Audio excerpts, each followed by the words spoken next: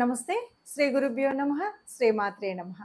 ఆదిత్యాయ చ సోమాయ మంగళాయ బుధాయ చ గురు శుక్ర శనిభ్యే రాహవే కేతవే నమః. జపాకుసుమ సంకాశం కాశ్యపేయం మహాధృతిం తమోరిం సర్వపాపగ్నం ప్రణతోస్మి దివాకరం.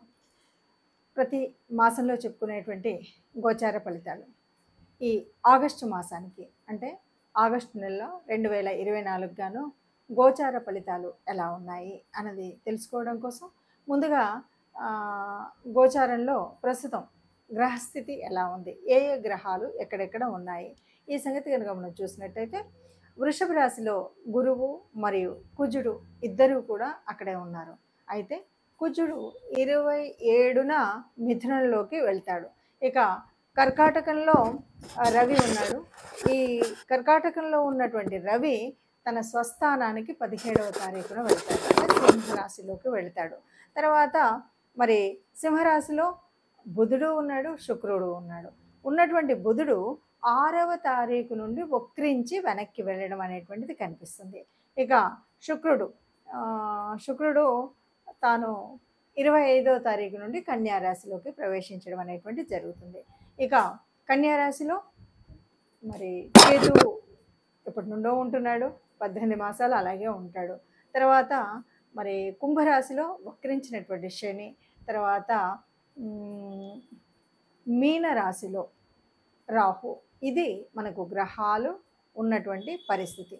మరి ఇలా గ్రహాలు ఉన్నప్పుడు మరి ఏ ఏ రాశి వారికి ఎలాంటి ఫలితాలు ఉంటాయి? ఎందుకంటే ఒకవైపు ఇప్పటికీ మరి ఈ మాసం నుండి మొదలు పెడితే కనుక 6వ తారీఖు నుండి బుధుడు వక్రించి ఉన్నటువంటి వాడు, అలాగే మరి శని ఇప్పటికే వక్రించి ఉన్నటువంటి పరిస్థితి. కొంతమందికి ఏళ్ళనాటి శని నడుస్తుంటే కొన్ని రాశుల వారికి, మరికొంతమందికి అర్ధాష్టమ శని నడుస్తూ ఉంటే, ఇలాంటి పరిస్థితుల్లో గురు కుజుల కలయిక ఒకవైపు, అలాగే మరి ఇప్పుడు మనకు చూస్తున్నటువంటి పరిస్థితుల్లో ఎక్కడైతే వక్రించినటువంటి బుధుడు ఒకవైపు, శని ఒకవైపు, ఇవన్నీ స్థితులు ఉన్నప్పుడు మరి ఈ మాసంలో ఎలా ఉంటుంది? మరి ఈ మాసం ప్రత్యేకత తీసుకున్నట్టయితే ఇంకా ఇదంతా కూడా శ్రావణ మాసంలోకి వస్తుంది. ఆగస్టు అనగానే మనకు మొదటి వారం దాటిందంటే శ్రావణ మాసం.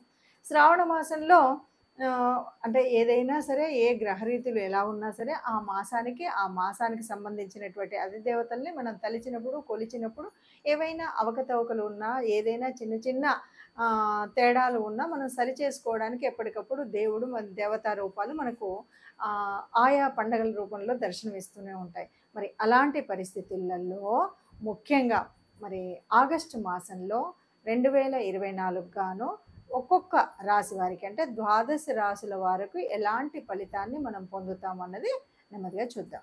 వృశ్చిక రాశి వారికి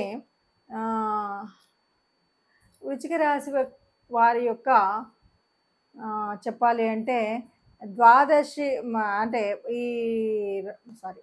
వృశ్చిక రాశి వారి గురించి చెప్పాలంటే వీళ్ళ యొక్క రాష్ట్రాధిపతి కుజుడు మరి ఇప్పుడు ఎక్కడున్నాడు? గురువుతో కలిసి ఉన్నాడు. మరి ఏ ప్లేస్లో ఉన్నాడు? 7వ స్థానంలో ఉన్నాడు. కాబట్టి దీనివల్ల గురువు యొక్క ఆ శుభ కలయిక వల్ల ఉద్యోగ స్థానాల్లో, ఉద్యోగ ప్రయత్నాల్లో చాలా బాగా జరుగుతుంది. ఇవి ప్రత్యేకించి వృశ్చిక రాశి వారికి చెప్పినప్పుడు ఒకటి విషయం చెప్పాల్సింది ఏంటంటే, బాగా ఆనందపడేటువంటి సమయం ఈ మాసం. ఎందుకు అంటే ఇప్పటి వరకు ఉన్నటువంటి అర్ధాష్టమ శని వల్ల, ఇప్పటి వరకు వచ్చినటువంటి కొన్ని నష్టాల వల్ల, ఏది చూసినా నష్టమే తప్ప లాభం లేనటువంటి వీళ్ళకి కొద్దిగా ఊరట అనేటువంటిది కలిగేటువంటి సమయం ఇప్పుడు వచ్చింది. ఇప్పుడు చేసేటువంటి ఇన్వెస్ట్మెంట్ కానీ, ఇప్పుడు చేసేటువంటి ఏదైనా పెట్టుబడులు కానీ చక్కగా కొంత లాభదాయకంగా ఉంటాయి అని చెప్పొచ్చు. ఏ ఉద్యోగము ప్రయత్నం చేసినా కొద్దిగా అనుకూలంగానే ఉంటుంది. ధన సంబంధమైనటువంటి విషయాలు అంటే చిన్న వ్యాపారం అవ్వచ్చు, ఉద్యోగం అవ్వచ్చు, ఇంకే రకమైనటువంటి పెట్టుబడులు అవ్వచ్చు, ఇవన్నీ కూడా చాలా వరకు అనుకూలంగా ఉంటాయి. ఇంతవరకు అర్ధాష్టమ శని వల్ల వచ్చినటువంటి కష్టాలు, నష్టాలు, ఈ విపరీతమైనటువంటి బాధలు అనుకున్నాం కదా, వీటి నుండి ఉపశమనం పొందేటువంటి పరిస్థితి ఉంటుంది. అట్లాగే ఎవరైనా ఏదైనా క్రియేటివిటీ రంగంలో ఉన్నటువంటి వారైతే చాలా చక్కటి ఫలితాన్ని పొందేటువంటి పరిస్థితి ఉంది. రెండవ పక్షానికి వద్దాం.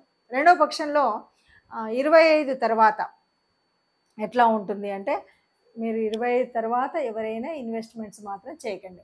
అంటే మనం మొదటి పక్షంలో ఏదైతే ఇన్వెస్ట్మెంట్స్ చాలా బెనిఫిట్ అని చెప్పామో, రెండవ పక్షానికి వచ్చేసరికి ఇన్వెస్ట్మెంట్స్లో కొద్దిగా జాగ్రత్తగా ఉండాలి. అవసరమై తప్పనిసరి అయినప్పుడు మాత్రం పెట్టండి, లేదంటే మానేయండి. అట్లాగే వివాహ విషయం మాత్రము ఇక్కడ మారుతుంది. 25 తర్వాత ఎవరైనా వివాహ ప్రయత్నాలు చేసినట్టయితే మంచి ఫలితమే పొందుతారు. అట్లాగే శత్రువులు ఎవరైనా మన మీద ఇప్పటి వరకు రకరకాలుగా అవాకులు చెవాకులు పేలినటువంటి వాళ్ళు కానీ మనతో ఏదో రకంగా పోరాటం పెట్టుకోవడము, పొట్లాట పెట్టుకోవడము ఇట్లా ఉంటారు కదా. ఇలాంటి శత్రువులు ఎవరున్నా సరే వాళ్ళ మీద విజయం. ఇంకా కొంతమంది కోర్టులలో భూముల మీద వాటి మీద తగాదా కేసులు ఇవన్నీ నడుస్తూ ఉంటాయి కదా. ఈ శత్రువులపైన విజయం సాధించేటువంటి పక్షం ఈ పక్షం అని చెప్పొచ్చు. అట్లాగే మీకు ఇక్కడ ప్రత్యేకించి ఏంటి అంటే, మీకు ఒక బెనిఫిట్ ఎప్పుడు కూడా పెద్దల ఆశీస్సు, గురువుల ఆశీస్సు అంటారు కదా. మీకు తప్పనిసరిగా ఇక్కడ ఏంటంటే పేరెంట్స్ సపోర్ట్ అనేది దొరుకుతుంది, తల్లిదండ్రుల దీవెనలు దొరుకుతాయి, పెద్దల ఆశీస్సులు దొరుకుతాయి ఈ కాలంలో. కాబట్టి ఒక రకంగా చెప్పాలంటే మీరు చేసేటువంటి ఉద్యోగ ప్రయత్నాలు అనుకూలంగా ఉంటాయి, ధన సంబంధ విషయాల్లో అనుకూలంగా ఉంటుంది. అట్లాగే మీకు ఇప్పటి వరకు ఉన్నటువంటి కష్టానికి సంబంధించినటువంటి అర్ధాష్టమ శని యొక్క ఆ చెడు ఫలితం తగ్గి మంచి ఫలితం అనేటువంటిది వస్తుంది అని చెప్పచ్చు. ఇప్పటి వరకు మనం చూసినటువంటి మేషరాశి కానీ మనం మేషం నుండి మీనం వరకు ఒక్కొక్క రాశి గురించి మనం చెప్పుకుంటూ ఉంటాం.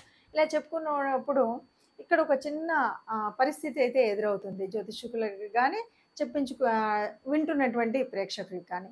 ఏంటంటే అన్నీ కూడా చెప్పినట్టుగానే ఉంటాయి. ఒక్కొక్కసారి ఎలా ఉంటుందంటే కొంతమందికి ఒక పెద్ద అనుమానం, చాలామంది మీరు అందరూ చెబుతున్నారు అయినా సరే ఒక్కొక్కరిది వేరుగా ఉంటుంది అన్నది కూడా ఒక మీమాంస అయితే ఉంటుంది.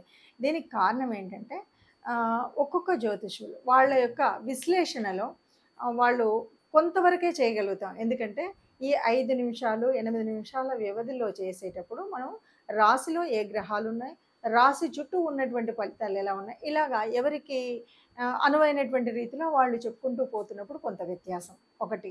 రెండవది, ఇది ఏమన్నా సరే గ్రహాలు ఇప్పుడు మారుతున్నటువంటి కాలంలో మనం చెప్పుకునేటువంటిది ఒక ఎత్తు అయితే, కొన్నిసార్లు మీకు అస్సలు బాగోదండి అని మనం చెప్పినప్పుడు కూడా హాయిగా బ్రహ్మాండంగా ఉంటారు. అప్పుడు అనుమానం వస్తుంది. ఎందుకు అంటే మనకు గోచార రీత్యా ఏదైతే ఇప్పుడు మనం యోగించదని చెప్పినటువంటిది అక్కడ వాళ్ళకు యోగకారకంగా ఉండొచ్చు, మంచి స్థానంలో ఉండొచ్చు, వాళ్ళకి నడుస్తున్నటువంటి దశ అంతర్దశలు అద్భుతంగా ఉండొచ్చు.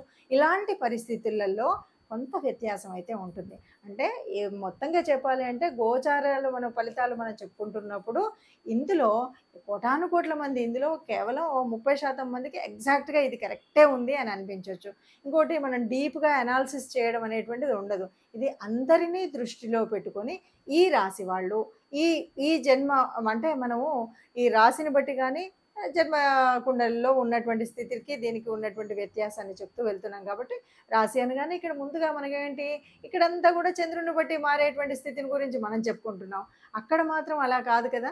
అందుకని ఈ వ్యత్యాసం అనేది ఉంటుంది. చాలా క్లియర్గా కావాలి అనుకునే వాళ్ళు ఎవరైనా సరే మీకు నచ్చినా లేకపోతే మీకు తెలిసినా దగ్గరలో ఉన్నటువంటి జ్యోతిష్యుల దగ్గరికి వెళ్ళి స్వయంగా మీ జన్మకుండల్ని చూపెట్టుకొని, అందులో కూడా ఇంకొక విషయం, ఒక్కసారి జన్మకుండల్లో మాది ఇదండి అనుకొని ఒకసారి వెళ్ళి మా మొత్తం జీవితం మొత్తము అద్దం ముందు కూర్చొని పెడితే అద్దంలో కనబడినట్టుగా కనబడుతుందంటే ఇది ఉట్టి మాట. ఎందుకు అంటే ఒక్కొక్క ఏరియాలో ఒక్కొక్క రకమైనటువంటి ప్రాబ్లమ్స్ ఉంటాయి. అంటే ఉద్యోగంలో ఒక రకమైన ప్రాబ్లం ఉండొచ్చు. అంటే ఉద్యోగానికి కారకత్వాలు కల్పించేటువంటి గ్రహాల వల్ల కానీ ఏ భావాలు అందుకు చూపెడుతున్నాయి అన్నది ఒక తేడా.